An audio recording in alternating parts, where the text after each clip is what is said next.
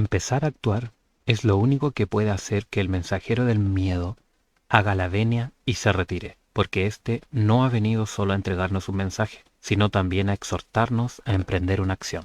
No basta con escucharlo, hay que reaccionar. Mientras no lo hagamos, él seguirá ahí, de pie, junto a la puerta, instándonos silenciosamente a que nos pongamos manos a la obra. Solo entonces se marchará. Por eso, la acción es el único remedio contra el miedo.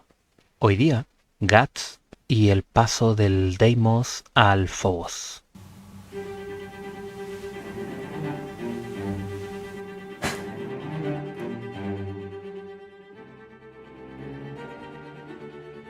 El miedo es una emoción universal que puede ser experimentada de diversas maneras. En el caso de Guts, el protagonista de Berserk, el miedo es una emoción compleja, que no solamente se manifiesta en su actuar, sino que también en su personalidad y comportamiento, porque Guts no solamente ha experimentado el miedo racional, sino también el miedo divino. Es por eso que en los últimos capítulos de Berserk es totalmente natural para él quedarse quieto y no poder reaccionar, y eso es lo que vamos a ver hoy día. En Una filosofía del miedo de Bernard Castellani propone que existen dos tipos de miedo. El primero, el miedo racional, el deimos. Si te asaltan, es natural que tengas miedo. Si aparece un lobo o algún animal salvaje frente tuyo, es totalmente normal. Pero también hay un miedo llamado phobos, que es el irracional, y que de ahí vienen las fobias. En este caso, lo podríamos homologar al miedo infundado de las arañas, de los globos, o también muchos otros. Lo importante acá es que quede clara que la definición de deimos es el miedo racional, el miedo que cualquier persona debería tener en ciertos instantes, en ciertos contextos. Por otro lado, el phobos es aquel tipo de miedo que no puede ser explicado de manera racional, que es simplemente inhibición, que es simplemente quedarse quieto, quedarse inmóvil. Para Guts, esto se ve principalmente en que él posee su ira como motor, pero también posee miedo, el miedo de perder a Kafka, el miedo de fallar nuevamente, entre otros. Ese es un miedo natural, un miedo racional, debido a que ya no pudo protegerla. Entonces Guts pasa del Deimos al Phobos, de un miedo valiente y normal a uno que, como dije antes, le impide actuar, que lo confunde y que lo bloquea, porque no solamente es miedo a algún daño físico, sino que también es miedo a algo existencial. ¿Por qué un miedo a un daño existencial? El antagonista principal, Griffith, es un ser etéreo, es un ser que carece de un cuerpo físico, a menos que él quiera, y por lo mismo no se puede pelear contra la nada, no se le puede ganar a un fantasma. Es por eso que cuando Guts, en el barco, luego de la destrucción o desaparición de la isla de las hadas, se cuestiona incluso su capacidad absolutamente demostrada para la batalla, dejando de lado su arma y su vínculo más importante con la tierra, con lo real, el espadón, el Dragon Slayer. Cuando suena la alarma, nos resulta imposible elaborar un razonamiento claro y concluyente. En lugar de evaluar la situación con lucidez, giramos obsesivamente en torno a algunas ideas que no logran encadenarse de forma coherente.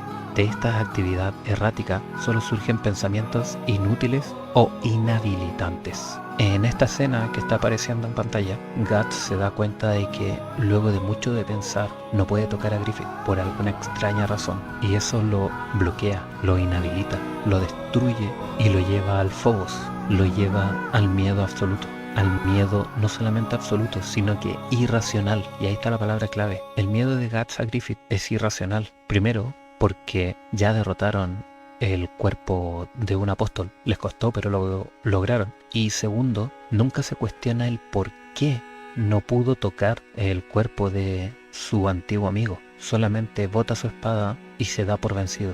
El miedo de Guts se manifiesta de muchas maneras. A menudo se siente solo y aislado. Teme que nadie lo entienda o lo acepte. También tiene miedo a perder a las personas que ama. Y esto lo lleva a actuar de forma impulsiva y a menudo autodestructiva. Pero en el mundo de Berserk eso no es malo. Lo malo es no actuar. El miedo de Guts, el Phobos, le afecta en su forma de ver el mundo. A menudo lo ve como un lugar peligroso y hostil, y que tiene que estar constantemente alerta. Pero en los últimos momentos nos dan a entender que incluso eso lo dejó. Siempre se mostró como un personaje valiente y decidido, pero ahora incluso Isidoro se lo reprocha. Pasó a ser un cobarde y temeroso. Su miedo no lo acecha ya en cada momento, ya se apoderó de él. Sin embargo, como plantea el libro que mencioné antes, Una filosofía del miedo, aquí el autor sostiene que el miedo puede ser un obstáculo, como lo mostré antes con Guts, para vivir una vida plena o normal, pero también puede ser una fuerza motivadora que lo impulsa a superar sus dificultades, pero sin la ayuda de alguien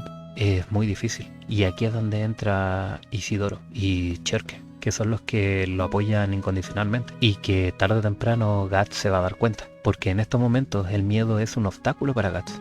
Le impide vivir de una forma normal, le impide confiar en los demás y le hace sentir solo y aislado. Entonces Guts pasa por los dos tipos de miedo que nos propone este autor de Una filosofía del miedo. El deimos, que es el miedo racional, el miedo, por ejemplo, cuando ve a los apóstoles, a el phobos, este miedo irracional que no tiene sentido y que ni siquiera tiene una razón de peso que lo justifique.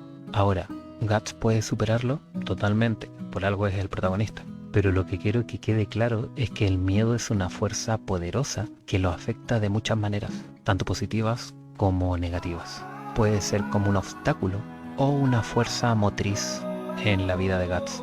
Y recuerden lo que dije antes, el miedo, la única manera de superarlo es con acción. Si no hay acción, el miedo es insuperable. Y es por eso también que vemos de un capítulo a otro que la personalidad de Guts cambia totalmente, porque este phobos nos impide pensar bien. Pero dime tú, ¿qué te pareció? ¿Qué opinas de lo que te propuse hoy? ¿Y has leído Una filosofía del miedo? Te leo en los comentarios y nos vemos la próxima.